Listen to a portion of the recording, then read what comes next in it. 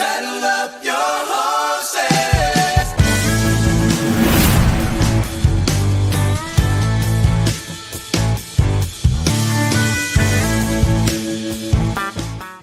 Pitter patter, let's get at her. It is another episode of the Manely Broncos Podcast, and we are excited because we have a super guest in the house. It is hell yeah! It is Super Bolin or John Mitchell. Actually, he was on last year, right? You were on last year, I think that's right. Yep. So you will not find a bigger big three other than maybe Peyton Manning, Emmanuel Sanders, and Demaryius Thomas. But it's great to have you on, man. Matty obviously, unfortunately, cannot join us. He's solo parenting tonight. Is why he can't be able to make it. But he has his own challenge. What up? Welcome, John. Thanks, guys. Good to see you again. Good to be back. Obviously, a lot has changed. A lot has changed since the last time you were here. We were talking about, some scuffles on the sideline against the Carolina Panthers, or, with a certain quarterback, Mr. Russell Wilson, or, just like of that tenure, right? And then it's a completely new era. I mean, we can confidently say that the Broncos have a young rookie quarterback that is getting better, it seems, week by week. But kind of take us through your fandom over the course of this year and how it's transpired before we kind of like dive into this, Ravens game and so on and so forth. Yeah. So obviously the beginning of a new era. I was fairly supportive of the Bo Nix pick. So was pretty excited and hearing things out of camp, seeing him in preseason. I saw enough to believe in him. First game kind of thought otherwise against Seattle.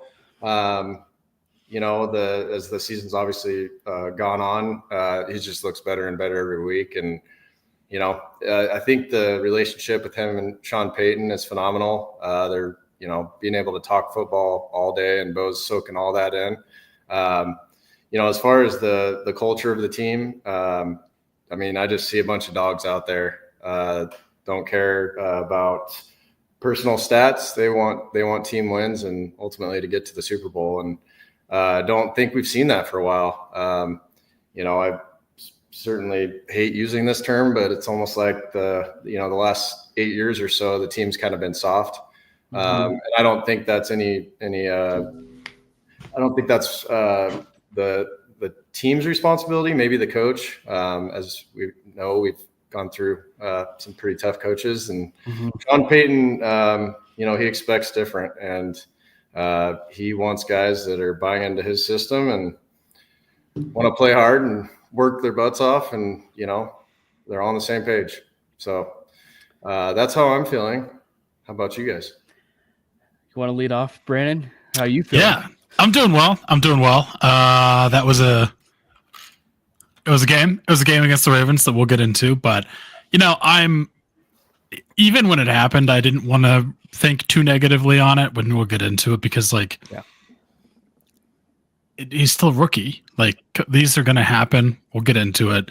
But I'm excited to talk specifically as well with you guys about the upcoming game, because the playoff hopes are still alive in a big way. But I'm doing well.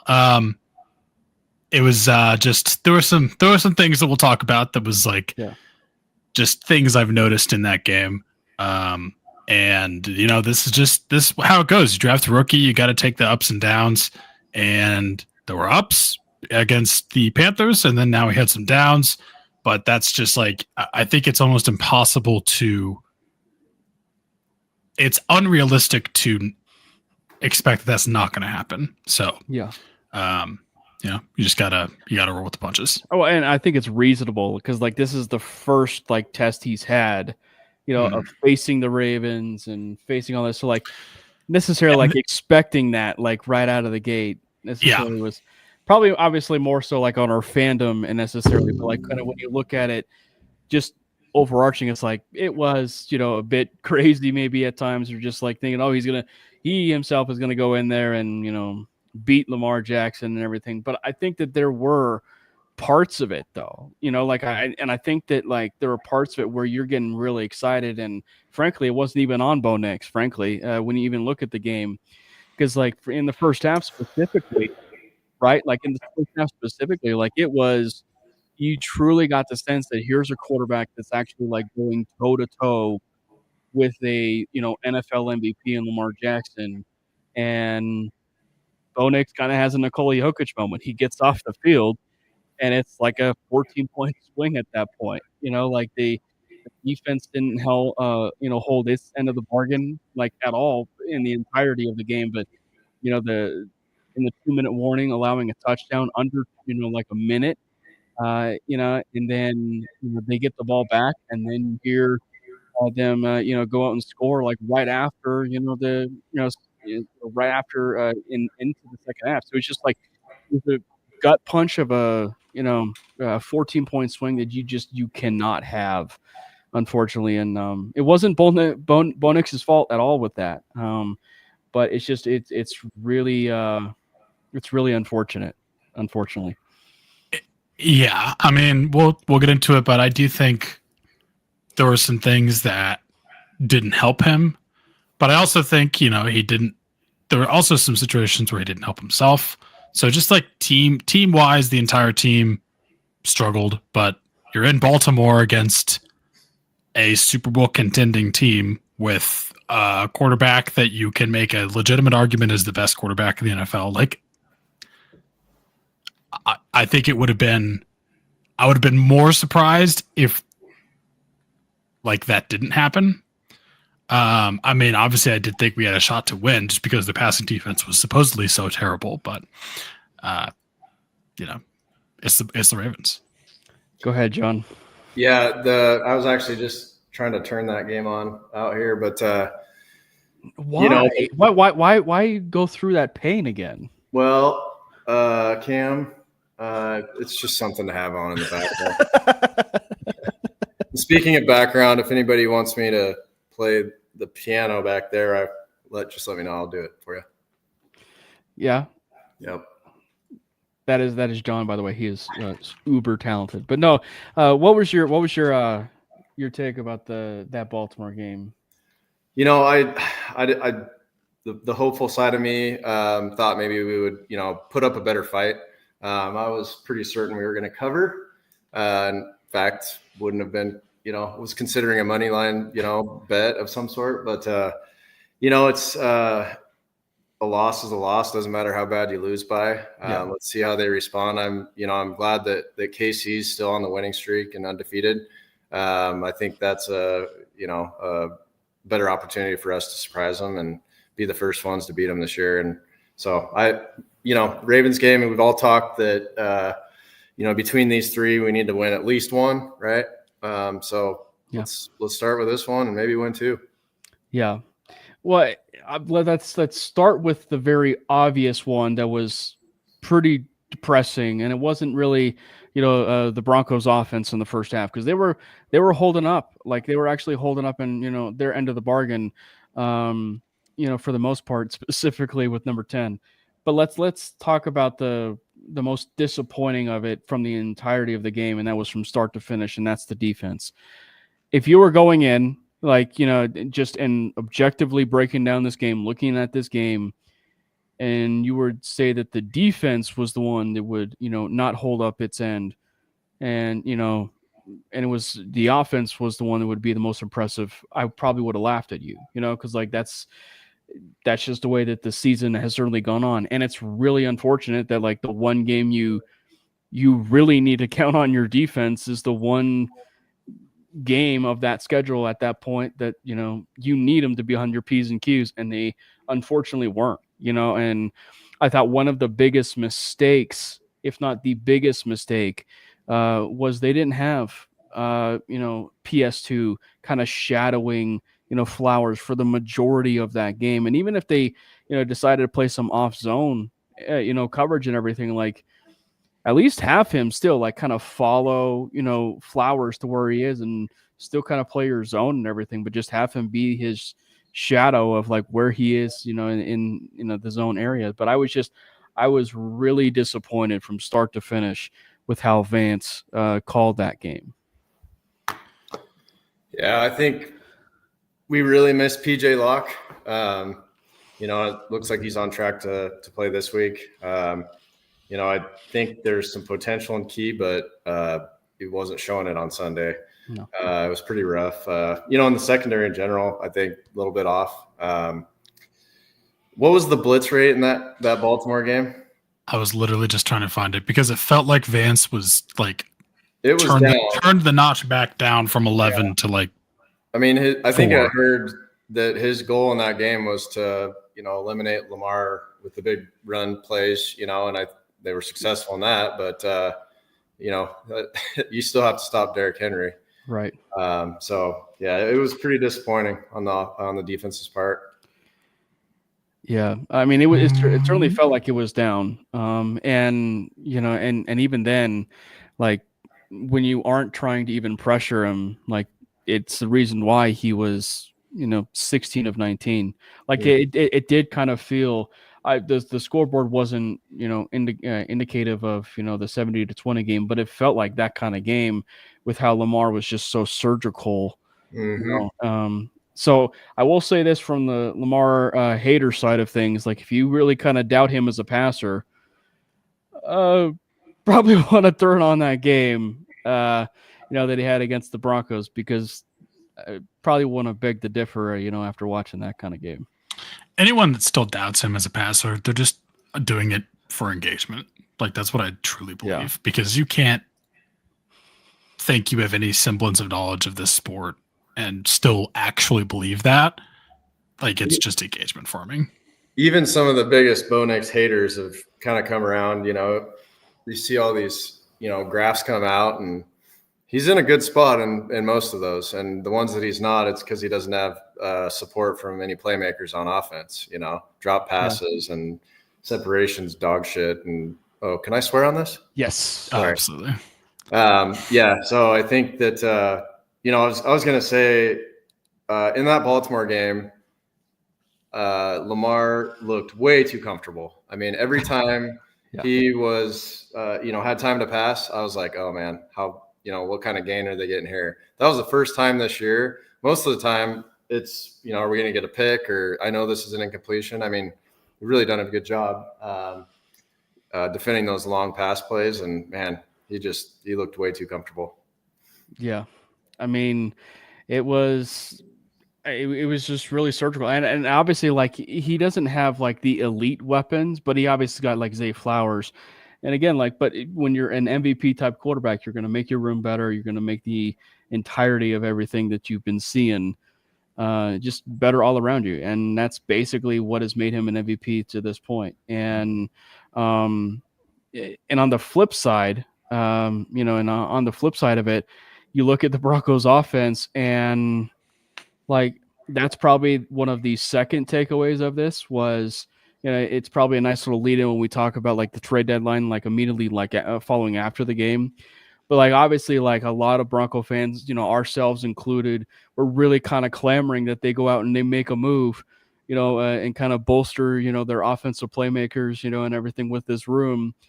And, and this was a nice little microcosm game of like how bad it really is, kind of outside of Cortland Sutton. And, it goes to show you like, it's certainly nice, that, of having a Cortland Sutton kind of like play up to where he was in 2019. Finally, it feels like, with a quarterback like Bo, but the stuff that's happening, beyond like behind him and everything, John, it's like a bare cupboard to this point, except for maybe some guys here and there like Troy Franklin and Devon Bailey. Yeah, I think it I didn't mind that the Broncos didn't make any moves. After hearing some things and from my sources that I don't have, I'm just kidding. Just hearing, listening to podcasts and you sure you don't have sources, John? Because I mean, like I'm seeing all these, the pictures of Sean Payton on airplanes, and like it seems that was actually real. So that's not fake. Okay. And I'm getting pretty good at Photoshop or, swapping heads and stuff. That's So right. watch out for that. No, I think that they're really valuing draft picks, and after hearing that, it makes sense. And, Sean Payton, I know everybody's looking for a big wide receiver acquisition. I'd love to see it, but it's got to be the right fit for Sean Payton.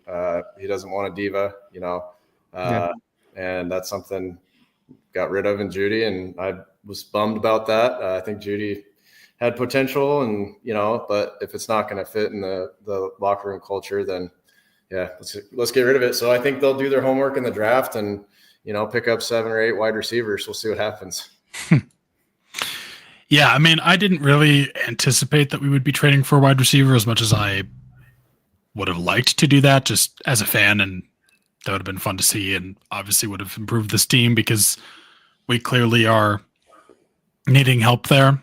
I mean, that's something you do unless there's really 2 reasons you do that. One reason is you're the Kansas City Chiefs and you are aiming for a Super Bowl window that is constantly open as long as you can get your quarterback head coach combo some kind of weapon that can function, which we are not, or you feel like you can get a very good deal for a player that you think fits your team very well. And clearly that also was not the case. So I'm not too surprised that we didn't trade for a wide receiver, again, as much as I would have liked to see that. But it is certainly something that you think they would address probably pretty heavily in the offseason and or draft. Also depends on what happens with the players we have currently in that room and if they are even still planning on being here next year. So, I mean, it didn't surprise me, but it does suck to see every single week. It feels like we're just going to be talking about this for the rest of the year, that the players around him don't help him as much as they should in terms of Nick's connection with these wide receivers. And then they're not all, something that I would say is the fault of the receiver necessarily. And what I mean by that is like Troy Franklin specifically, still a rookie. Like, come on, you can't expect them to be perfect, even though, there have been quite a few wide receivers coming into the league recently that do excel as a rookie. It's just not feasible for that to constantly be the case, especially when their quarterback's also a rookie. Yeah. Yeah. Big Mike said something there.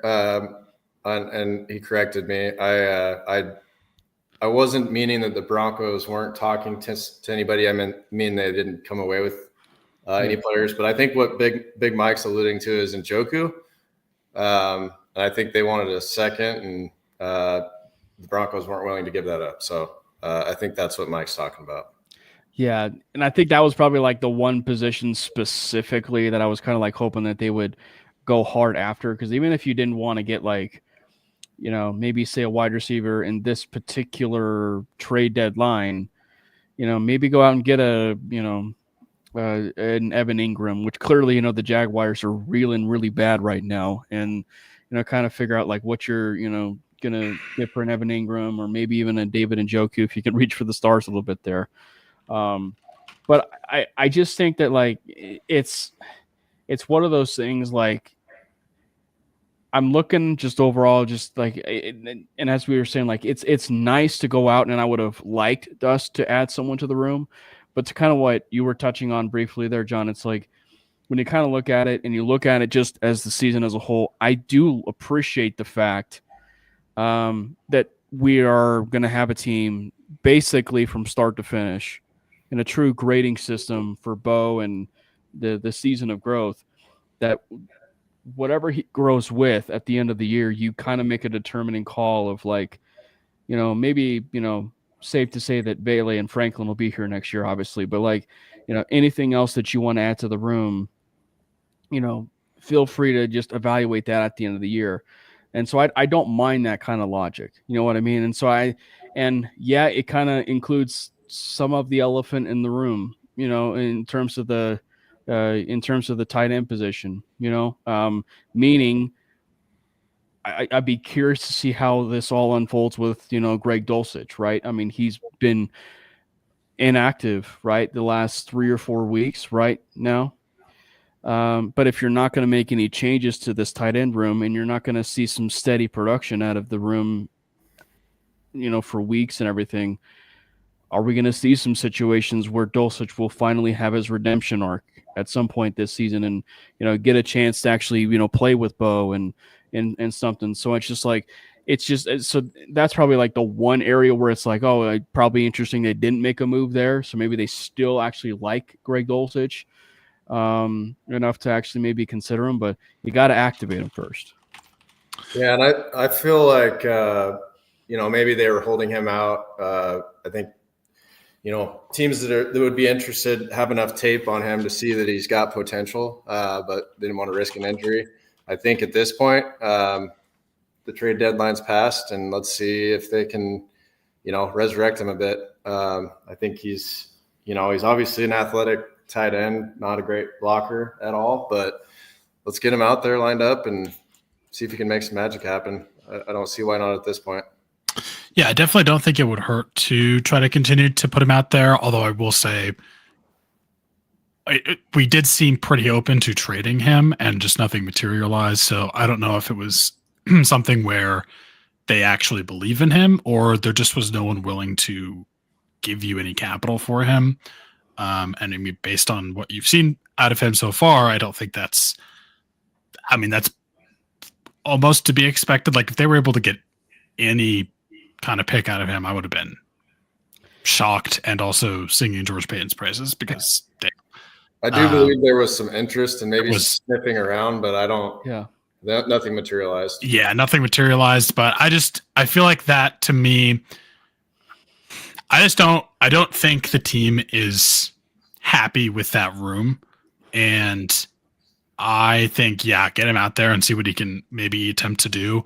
But I think that's also going to be a pretty big area of focus that you'll see us go after in the offseason.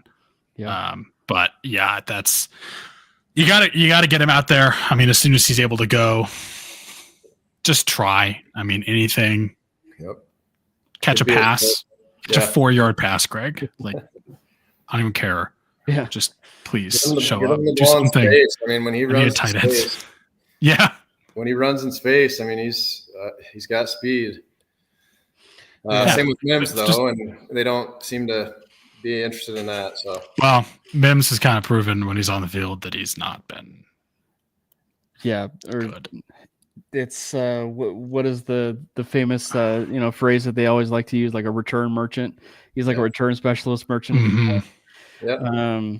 And he's great at that. And I think I heard it on KOA. They said it's kind of like Jaleel. Whenever Jaleel's in, typically we know what he's going to run, and it's the same thing with Mims.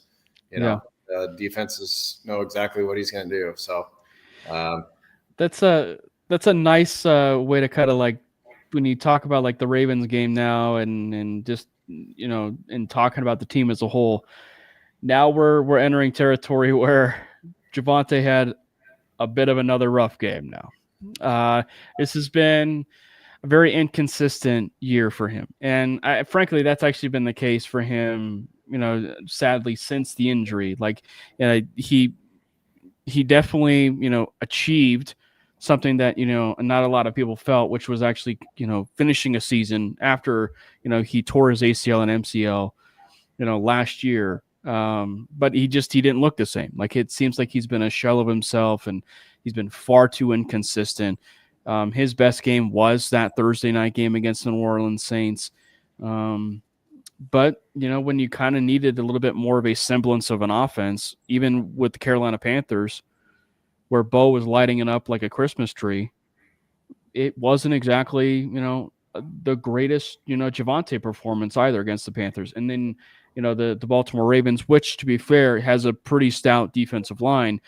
But, when you kind of needed to rely on the running game just a little bit more, he couldn't really do it for you. And, it was – and I think that, with where we're at, it does make you wonder when, Sean Payton, you want to try and, get a chance to maybe decipher a little bit of like what's coach speak and what's not coach speak, right? But when you hear some stuff about like in the last 24 hours of him meeting with the media saying, oh, we might want to get a chance to see Audric Estime as the season progresses, it's like, that was a pretty small, short stint in the doghouse there for Roderick Estime. Yeah, and I'd love to see Audric Estime. And honestly, I don't know. Is Blake Watson? When's he? He's still in the practice squad. Okay, so he's not injured. I'd love to see those two kind of take over the Javonte Jaleel role. I think let's see what those rookies have, and I think Blake Watson. I mean, there's a reason they kept him around. I mean, watching him in college, he was a pretty good running back and could do a lot of things. So. Estime though, it was garbage time, but he looked pretty good there at the end of the Ravens game. He did have almost a Javonte esque run. What is it? Circa 2020, right? Or when he had that run against the Ravens when he was literally carrying like 8 defenders. Oh, that Javonte was so fun. But I do think Estime could be, kind of similar. He's that. The fumbling issues have obviously are definitely a concern, but he's got to learn. Got to learn how to protect that ball, and carrying the football around for a week after that it was the Saints game, right? Yeah. So seemed to help last week. So hopefully, I'd like to see more of him against the Chiefs. I definitely think we will see more Audric Estime for sure, just because Javonte just continues to not look remotely the same, and it sucks. And as long as Estime can try to continue to clean up those fumbles, then yeah. But I agree with you guys. I don't know. I'm surprised we haven't seen anything really of Blake Watson, and I think that will change. I don't know exactly when it will change, but I just have a feeling like you need to get him involved in some way, shape, or form. Just see what you have. Former wide receiver, see what you can use him for out of the backfield as a catcher, which we seem to obviously utilize a lot, and that's a Sean Payton staple. So I'm pretty surprised that we haven't seen him used that much. But I'm with you. I mean, like, we talk about tight ends and tight ends being a rookie quarterback's friend. You know what else is a friend of a rookie quarterback is having any semblance of successful running game. And pretty much, except for the Saints, who can't stop anyone at all, we kind of just have not had that. And it's showing, and it sucks. And I mean, similar to the tight end situation, this is going to be a draft where you could address that need. But while we're in the season, you got to find, and when we're in this season and we have still playoff hopes, you got to find something. You got to do something to manufacture a running game, like do a short pass and call it a run, like a pass handoff.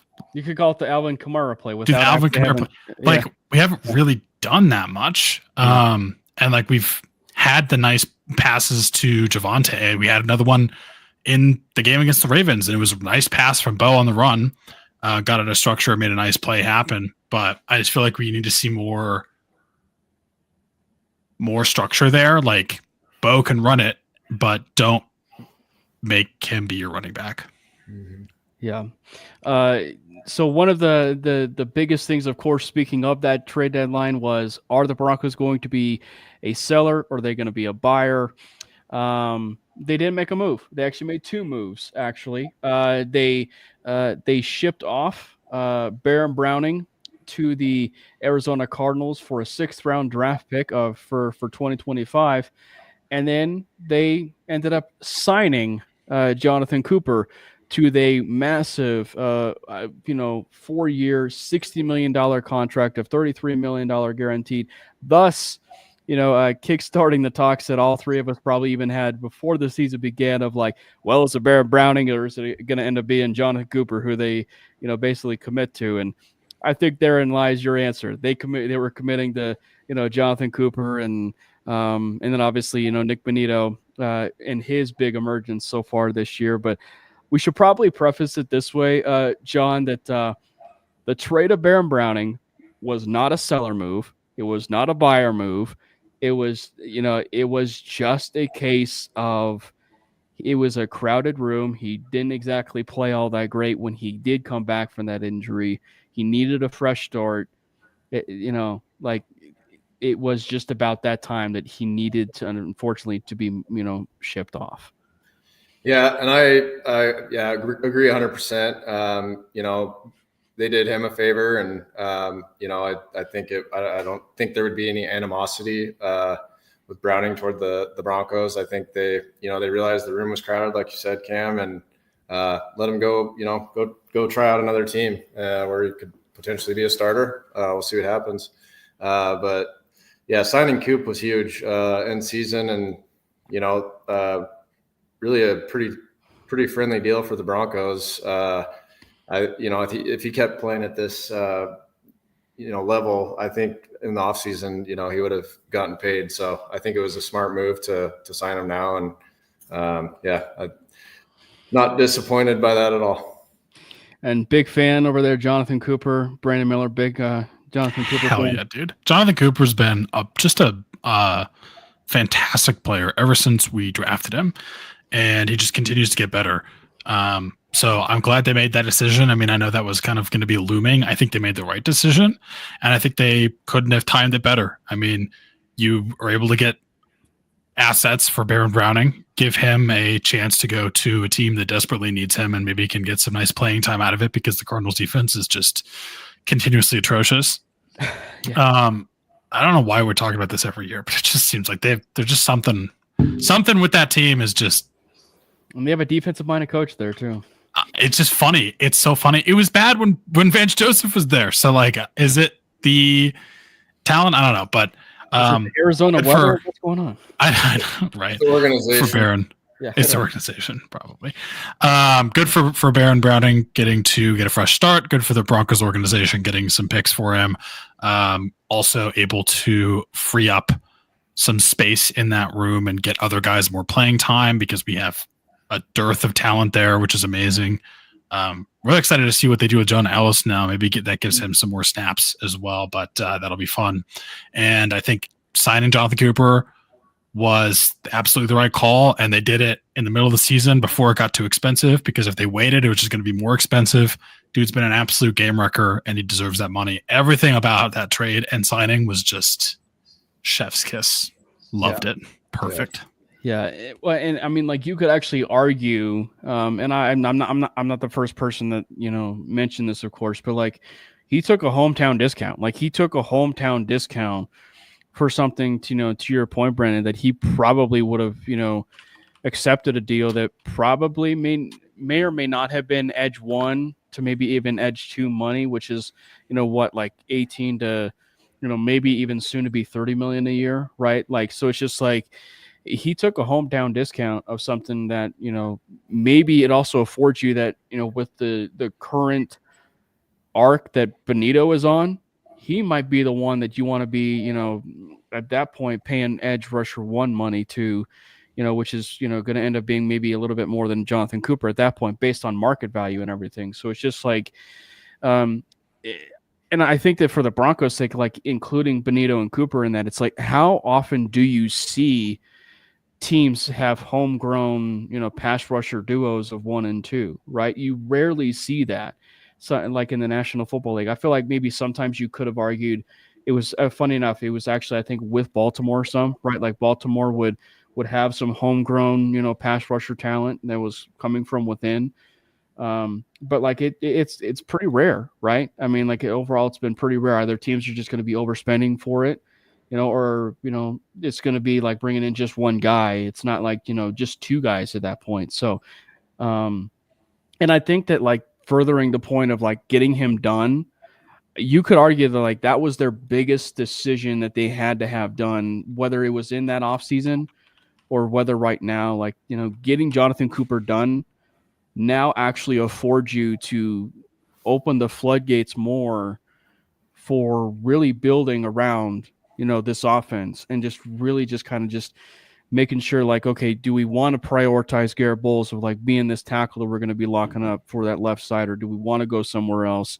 So it truly now affords them the opportunity to where they can just pour all the assets now that they want into the offense versus just kind of just placing the franchise tag now on Jonathan Cooper or something. So, I mean, like it's I'm excited about it. I'm absolutely excited about it. And also like just from Cooper's side of things, sorry to digress a little bit more, but like his story just even coming out as a 7th round draft pick to someone who had heart issues and a heart condition, to a player who you could clearly tell is easy to root for. Like, just even from the clip that always is kind of like ingrained in my head when he was first a Bronco was like when he was drafted and he comes walking out of his house to like all of the neighborhood basically like cheering and getting excited for Jonathan Cooper that he was drafted by the Broncos, and and just the overwhelming support that they gave him on that day was just like, oh wow, this is really cool. So you could just imagine like what Broncos country or Broncos Nation, however, or Bronco Land, as Mike Kliss would call it. He's the GOAT. It's just the overwhelming support, that he would have with Broncos country, and it never wavered, and so much so that he might actually be a foundational piece for the team. Yeah, one thing I was going to say or add about Jonathan Cooper, it kind of tells you a lot about the team and his thoughts on the direction of the team, and the coaching staff taking a friendly deal and a team friendly deal, and leaving some money out on the table if he decided to pass up that opportunity. So, obviously every player wants to play for a winning team, and, it says a lot about the direction the Broncos are headed with his decision to stay, and specifically culture to what you were talking about earlier. Yeah. Exactly. So heading forward to this Kansas City Chiefs game.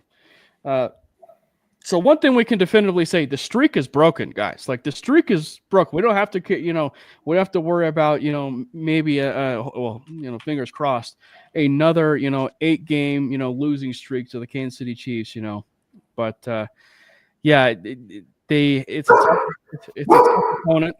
Sorry. No, I respect it. Your dogs hate the Kansas City Chiefs. We're talking. We're talking about the Chiefs, and they very clearly hate them. They are not liking that talk. Nope. Yeah, the Chiefs can't stand them.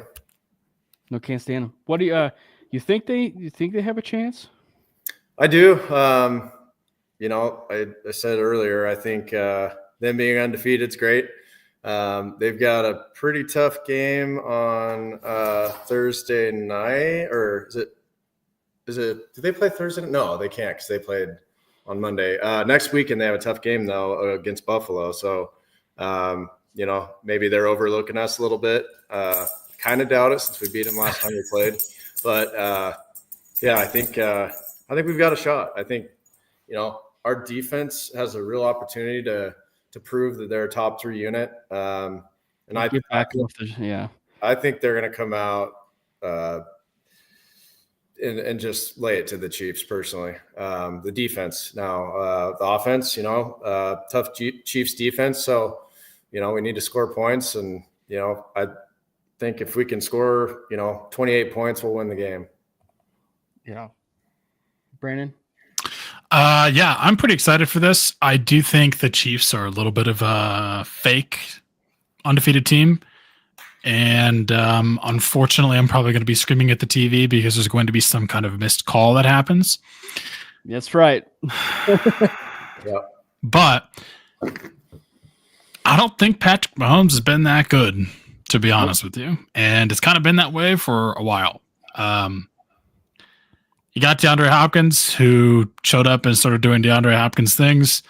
And Travis Kelce had 17 targets or something ridiculous. But I think this is going to be very, very, very tough. But I do like a kind of get right game for the defense. Maybe get back to what we were doing for the first 8 games of the season, where we were actually looking good, where we were doing more, a lot more blitzing. Seems like we were maybe running a bit more man and not as much pure zone. So gonna be, I don't know. I think I'm excited to see how Vance Joseph bounces back from what we saw against the Ravens.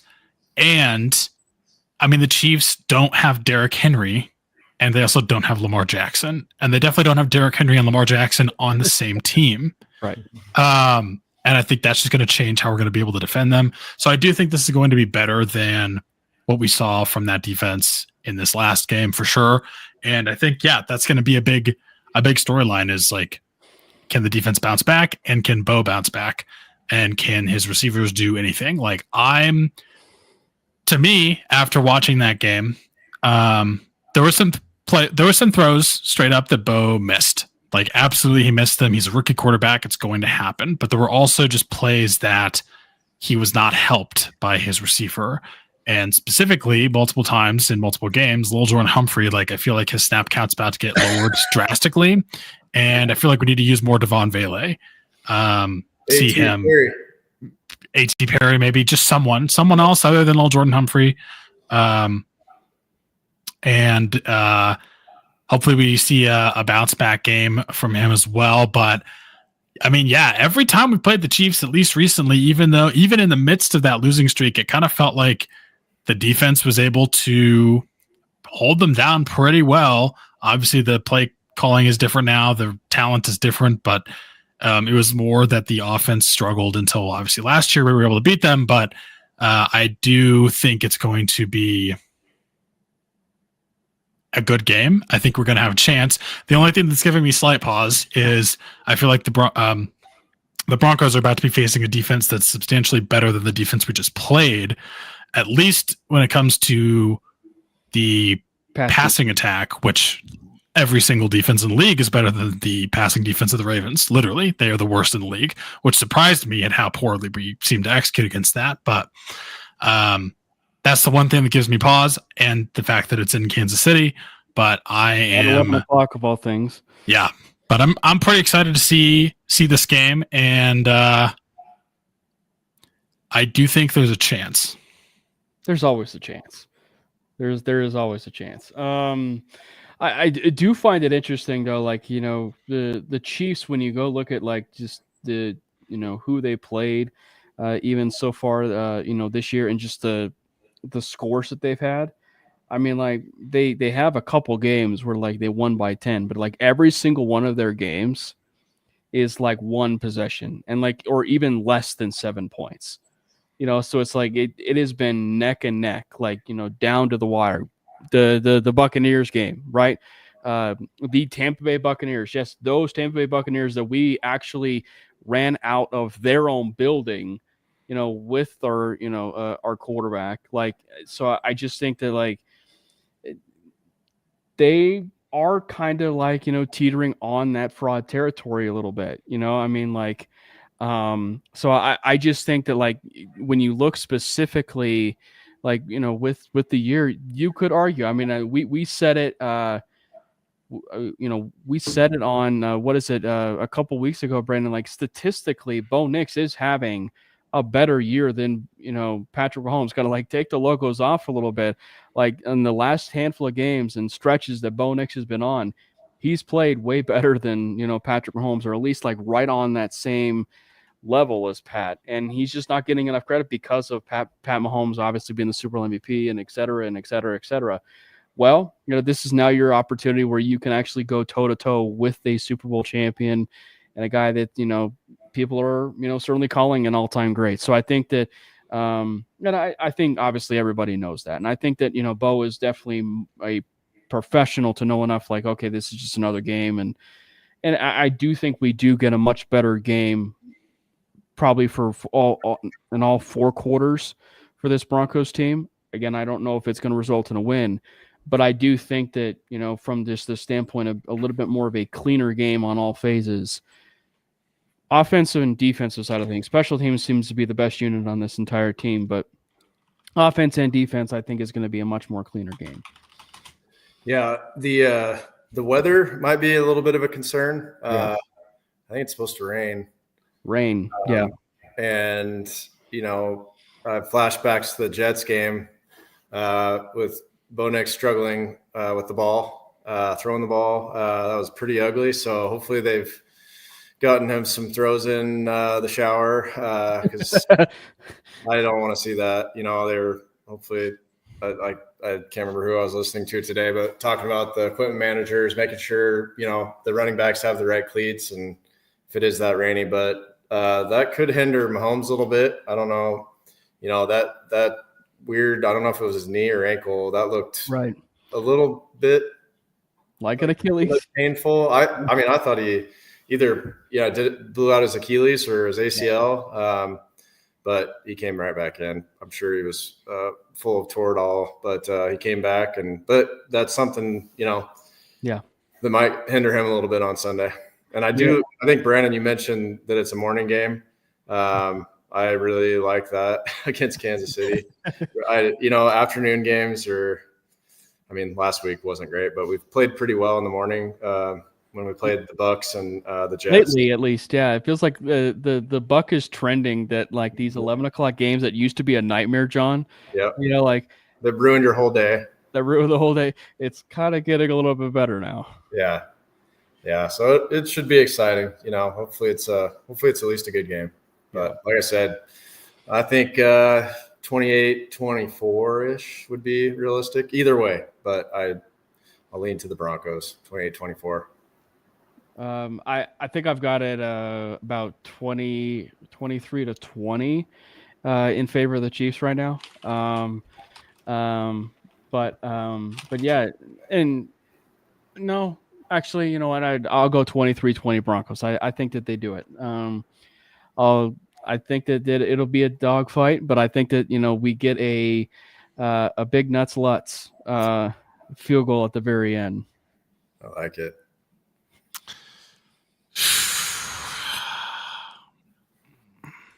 As much as I think we have a chance, I am going to be realistic and say that it's maybe something like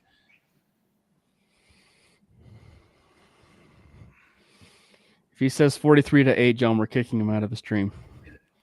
He's going to say 31-17. Maybe something like 24-21 Chiefs. I'm gonna say that they're gonna win because I'm gonna be realistic, but I do believe we actually have a chance. And I think they're not going to look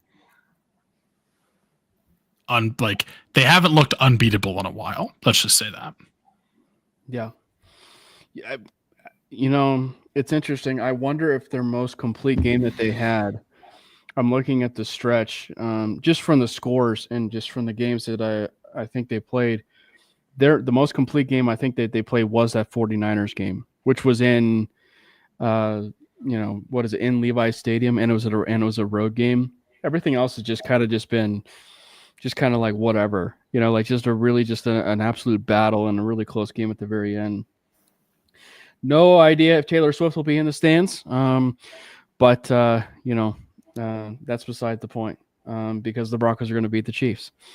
So John, I wanted to ask you how did this? We did have Boggins on, and he kind of worked us through a little bit of the, this Photoshop heard and seen around the entire world. He mentioned about there's this group chat that you guys have been in, and kind of take us through how it started to where it just all of a sudden it hit like that all of a sudden PS2 is seeing this, Riley Moss is seeing this, NFL Films is now seeing this, you're clearly the ultimate troll too on Twitter, but take us through why this actually wasn't even a troll. This was just something that was the Photoshop seen and heard around the world. Yeah, so obviously Boggy's good at editing photos. So anything that you've seen prior to me downloading the app, an app that is dog shit, and doing it myself, I would send stuff to Boggy, and he'd be I could tell it annoyed him because I know he has a job that he works a lot. So this one I sent him the White Men Can't Jump photo with Wesley Snipes and Woody Harrelson, and I said, "Yep, put Riley Moss and PS2 on this, please." And I think he took a while to respond, and I think a couple hours later I just said, "Boggy?" ? And he said something like, "I've got a newborn and a good job, and I'll get to it when I can." And he finally sent it. I was like, "Dude, epic!" And it was So he did two. The first one was kind of unedited, just kind of a quick put together. And that one I think ended up being the best. He doctored up another photo that it was great. But yeah, the original was great because it was obviously a face swap. But yeah, so I posted that picture and yeah, kind of just took off. And, I think PJ Locke tweeted it or quote tweeted it first, said, this is fire or something like that. And then PS2, and I couldn't believe it. Yeah. I was at work and I think I was away from my phone. I came back and it said PS2, whatever. Yeah. Notification. And I was like, no way, dude. PS2 just quote tweeted that. And then, it just kind of took off from there. So we saw it at a couple different outlets. They reached out to Boggy, NFL Films, or it was for football or football. What was it? Football in America, something like that. But the NFL, it's Belichick and those guys. They reached out to Boggy and said, "Do you mind if we use this on our next show?" And who else should we credit? And yeah, it was on there, so pretty cool. Ryan Clark was talking about it, so right. Twitter's crazy, man. That's why I keep coming back and trying to get bangers. That's right. So because like the thing that was so great is it did kind of like unify like the Broncos fandom to where like it wasn't like dogging the fact that like the white man can't jump nickname was elite because it was, but it started like creating this like wave of like okay, so you have white man can't jump, like so let's go with maybe some other things that we kind of think about. So like you're seeing things like Pulp Fiction and I believe it was Jolene, a friend of the show. She did what is it the Lethal Weapon with Mel Gibson and Danny Glover. So yeah, there were some good ones. I didn't get a chance to see like Men in Black, with so that would have been another good one. But it's certainly a lot of fun. And I think that it was kind of cool. It was kind of cool, I should say, just to kind of see everybody like chime in, their own thing. So like it kind of like started this whole chain. Yeah, it's pretty funny. And I obviously the players embraced it. It's kind of fun to tease Riley Moss a little bit, but let's ignore last week. I don't think that was his strongest performance, but this wasn't the only one. Yeah, he's been stellar though, and hopefully he continues. And we have two great cornerbacks. Wow. Do you have when you sit now, and when you sit now and you look at this Denver Broncos team, and Brandon, you can answer this too. They're 5-4. They're 2 wins away from the floor. That's kind of like where I had it. Like their floor was 7-10, ceiling is about 10-7. Do they get in? Want me to go first, Brandon? Go for it. You're the guest. I think they do. I was kind of looking at the remaining schedule the other day, and I don't see why we can't win 5 more games. Even with the loss to the Chiefs. And I think, looking at like Pittsburgh's schedule, they've got a pretty tough schedule coming up. So kind of looking for those teams that the Texans, kind of starting to maybe see them fall off a little bit. Yeah, Stroud is kind of hitting a sophomore slump this year. Yeah.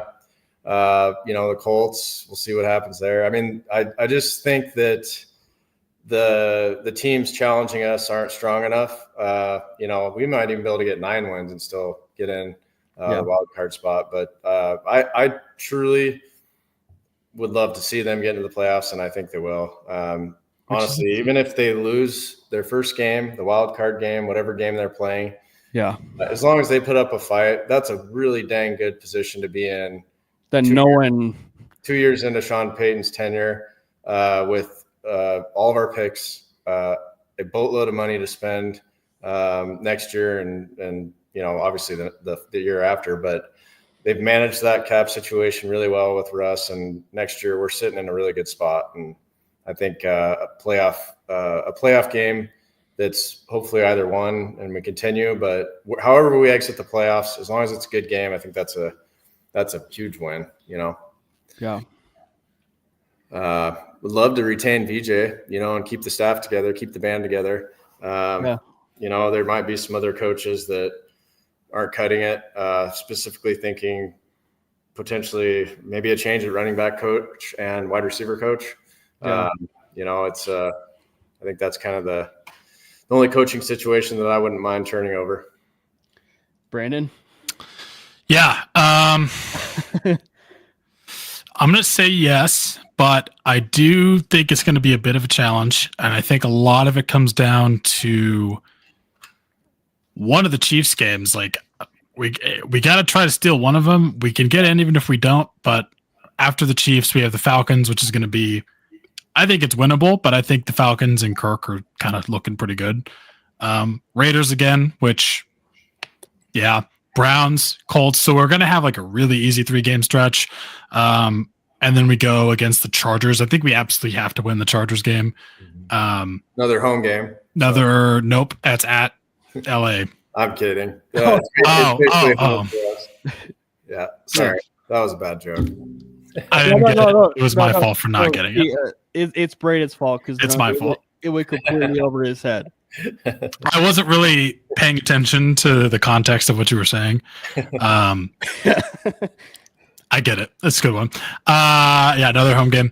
Bengals, who are suddenly looking good because they do this every year. They start the year horrible and then they look good, which is going to be also, I think they're going to be definitely something that a team to keep in mind there, because currently they're on the bubble at 9 in the AFC, but they could definitely surge up there. So that'll be a game to watch. And then obviously the Chiefs again, but at home. So it's going to be a very important stretch. I think if we steal one of the Chiefs games, that helps so much. We absolutely have to beat the Chargers and go on a little nice winning streak. Even if we lose this game against the Chiefs, we can win the next 4 and or even 4 of the next 5. I think we'll be looking good. So right now I'm going to say yes. It depends on what happens, obviously, but like my take may change. When do we get Josh Reynolds back? I would have. Well, is it the Raiders game? Maybe. I wonder if they would hold him Let's off. See. So you played the Browns before the bye, right? So I mean, like, do they hold him off until like after the Browns game? I'm a little nervous about the Browns now with Jameis. I would rather play Deshaun, but you never know. I mean, Jameis is. It's kind of like the Joe Flacco effect. I mean, yeah, it's somebody that's pretty dang good, and I don't know, just a winner. My daughter would like to say hi. Hurry, say hi.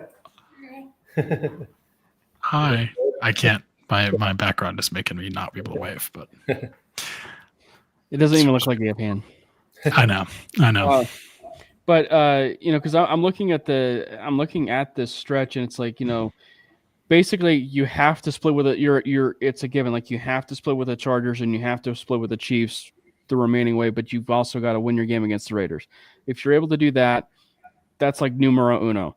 But then you go and you look at the stretches of like the Raiders and the Colts, and then the Browns in there. You have to, at the very most, if you can, sweep that 3-game stretch. If you're able to do that and you're able to pull a game, against either the Chiefs, this Sunday, or you're able to do one, which is Justin Simmons' homecoming, if you will, and you're able to steal a game like that, you're talking about 9 wins right there, right? And so then you'll have the Chargers, then the Bengals, and then you'll end at home with the Chiefs. So it's like, if you're able to accomplish, that high of a feat, you have a window where you can win at the very most 11 games at that point.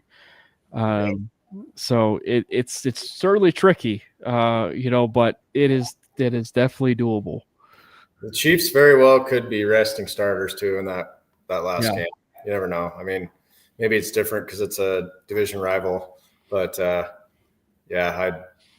rate they're at, undefeated, they're in a pretty dang good spot to be able to rest starters potentially at the end of the year. So, yeah.